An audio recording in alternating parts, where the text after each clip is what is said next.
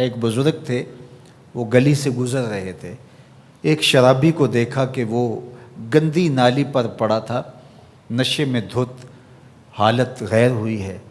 انسانی ناطے اس پر ترس آیا، اس کو وہاں سے اٹھایا، اس کا منہ دھویا اور اس کے گھر چھوڑ آئے۔ خیرات ہوئی۔ سحری کے وقت، تہجد کے وقت وہ مسجد میں گئے، وہ بزرگ جیسا ان کی عادت تھی، تو دیکھا کہ ان سے پہلے آج کوئی شخص تہجد کے مصلی پہ بیٹھا ہے اور نوافل ادا کر رہا ہے۔ بڑی حیرت ہوئی، دیکھا تو یہ وہی شخص تھا جس کو آج دوپہر کو گندی نالی سے اٹھا کر کے اس کا منہ دھو کر کے ان کے گھر چھوڑ کے آئے تھے۔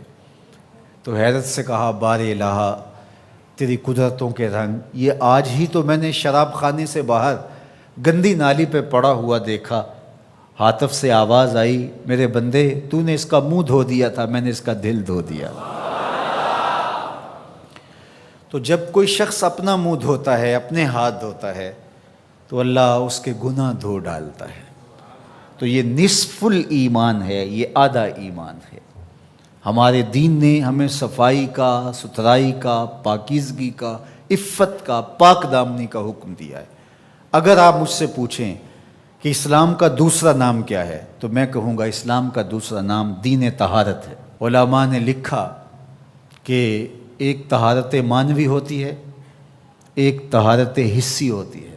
ہمارا دین متقاضی ہے اس بات کا کہ ہمارا دل شرک سے، کفر سے پاک ہو، ہمارا دماغ غرور سے، تکبر سے، اور ہمارا عمل ریا سے، ہمارا دل تصنع سے، بناوٹ سے، حقد، کینے اور بغض اور نفرتوں سے پاک ہو۔ معنوی نجاست سے ہم اپنے آپ کو پاک کریں۔ اسی طرح ہم ہر طرح کے حدث سے اپنے آپ کو پاک کریں، حد سے اصغر ہو یا حد سے اکبر ہو۔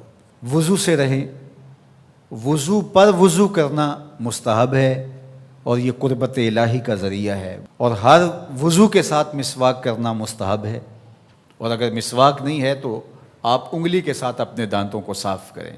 غسل واجب ہو وہ تو کرنا ہی کرنا ہے، لیکن روزانہ کی بنیاد پہ صفائی حاصل کرنے کے لیے غسل کیا جائے، مستحب ہے۔ نماز کے لیے آپ کے لباس کا صاف ہونا بھی شرط ہے، آپ کے جسم کا پاک ہونا بھی شرط ہے، حد سے اکبر اور حد سے اصغر سے پاک ہونا بھی شرط ہے، اور جہاں کھڑے ہو کے نماز پڑھ رہے ہیں اس جگہ کا پاک ہونا بھی شرط ہے۔ مجھے بتائیے کوئی ایسا پاکیزہ دین آپ نے دیکھا ہے؟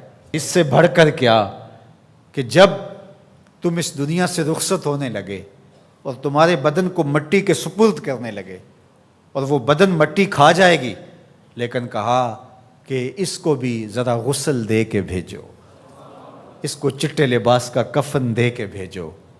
یہ وہاں پیش ہو رہا ہے تو پاکیزہ بدن کے ساتھ۔ تو یہ ہمارا دین ہے جو ہمیں صفائی کا، ستھرائی کا حکم دیتا ہے۔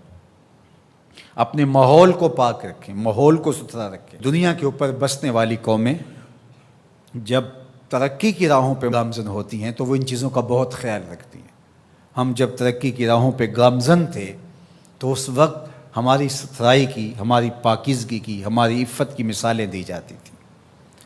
جب پیرس کی گلیوں میں کیچڑ تھا، بغداد عروس البلاد کہلاتا ہے۔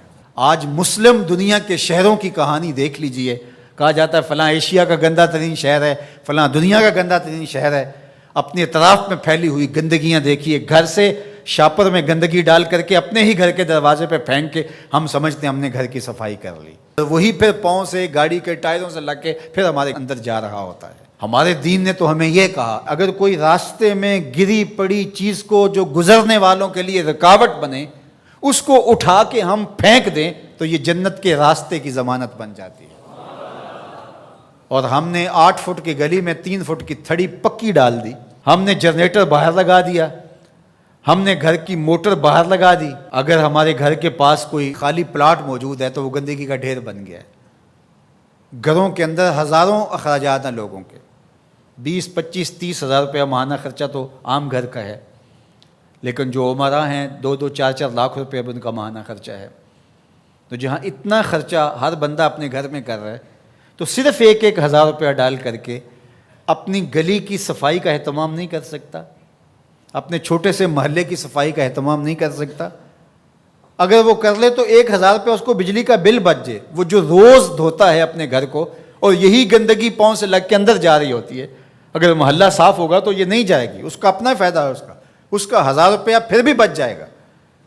لیکن ہم اس کو کرنے کے لیے تیار نہیں، اپنے گھر کو صاف کر لیا اور باہر گندگی ڈال دی، اور دوسرے نے بھی اپنے گھر کو صاف کر لیا، باہر گندگی ڈال دی، راستے کے اندر گاڑی کھڑی کر دینا، چلتے راہ کے اندر ریت مٹی پھینک دینا، اور پھر 2 دن اس کو اٹھانا ہی نہ، لوگ اذیت سے گزرتے، کوئی بات نہیں۔ کس طرح کا معاشرہ بن گیا ہوا ہے؟ کس طرح بندہ گوارا کرتا ہے کہ اس نے سڑک پہ موٹر سائیکل کھڑی کی ہوئی ہے اور پیچھے ٹریفک رکی ہوئی ہے، اور وہ مزے سے جو ہے وہ اندر سے کلفی لے رہا ہے، کوئی اور چیز لے رہا ہے، اور لوگ ہارن بجا رہے ہیں، اور کہتا ہے بہ جو تنو آگے لگی ہے، وہ کہتے ہیں جی اس نے بھی تو روکا ہوا تھا، مجھے کیا ہے؟ عجیب کہانی ہے بھائی، کیا یہ ایک مسلمان کا طریقہ ہے؟ یہ تو ایک اچھے انسان کا طریقہ بھی نہیں ہے۔ مسلمان تو اس سے اوپر والے درجے کا شخص ہوتا ہے۔ اچھا انسان ہونا بہت بڑی بات ہے، اچھا مسلمان ہونا تو اس سے بڑی بات ہے۔ تو ہم سوچیں کہ جو ہمارے تیور، لچھن، طرز زندگی، انداز معاشرت ہے، وہ ایک اچھے مسلمان ہونے کی تو دور کی بات، اچھے انسان ہونے کے بھی نہیں ہے۔ تو ہمارا دین صفائی کا دین ہے، ہمارا دین پاکیزگی کا دین ہے، ماحول کی پاکیزگی سے لے کر ذات کی پاکیزگی تک، ظاہری پاکیزگی سے لے کے باطنی پاکیزگی تک، خیالوں کی پاکیزگی سے لے کے سوچوں کی پاکیزگی تک، طرز زندگی کی پاکیزگی سے لے کر انداز معاشرت کی پاکیزگی تک، ایک صالح، پاکیزہ، خوبصورت اور ستھرا معاشرہ تشکیل دینے کے لیے مجھے اور آپ کو کردار ادا کرنا چاہیے، اور ہمیں اپنے حصے کا کام کرنا چاہیے۔ چیزوں میں ترتب ہو، خوبصورتی ہو، نظم ہو، اور کسی کے لیے قذر کا، تکلیف کا، نقصان کا، پریشانی کا سبب اور ذریعہ نہ بنے۔